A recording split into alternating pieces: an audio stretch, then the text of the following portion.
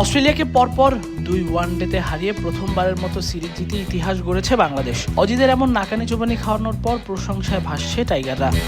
80 দশকের West Indies যে কোনো দলকে নিয়েই রীতিমতো ছেলে খেলা করত। 2000 সালের শুরুর দিকে অস্ট্রেলিয়াও প্রায় একই ধাঁচের ক্রিকেট খেলে প্রতিপক্ষকে চেপে ধরত, কিংবা সাম্প্রতিক সময়ের ভারত সে আধিপত্য ধরে রেখেছে। এবার তাদের সঙ্গেই বাংলাদেশের তুলনা টেনেছেন পাকিস্তানের সাবেক ক্রিকেটার বাসিত আলী।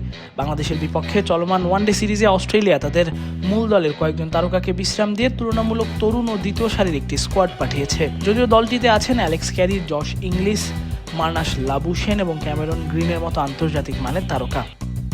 তাদের নিয়েও মাঠে কাঙ্ক্ষিত ফল পায়নি সফরকারীরা। বাংলাদেশের বিপক্ষে ধারাবাহিক ব্যর্থতার পর বাসিত আলী মনে করেন ভবিষ্যতে অস্ট্রেলিয়া আর কোনো সফরে এ ধরনের পরীক্ষামূলক বি টিম পাঠানোর ঝুঁকি নেবে না। এই সিরিজের কথা বলতে গিয়ে বাংলাদেশকে প্রশংসায় ভাসিয়েছেন পাকিস্তানের সাবেক এই ক্রিকেটার।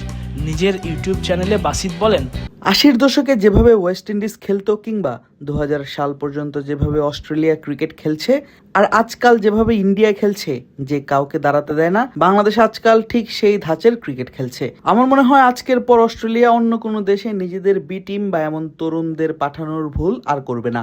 যাদের দলে অ্যালেক্স ক্যারি, জশ ইংলিশের মতো ওডিআই এর সেরা খেলোয়াড়, লাবুশেনের মতো টেস্টের সেরা খেলোয়াড় এবং আইপিএল এর সবচেয়ে দামি খেলোয়াড় ক্যামেরন গ্রিন রয়েছে, তারা কিছুই অর্জন করতে পারলো না।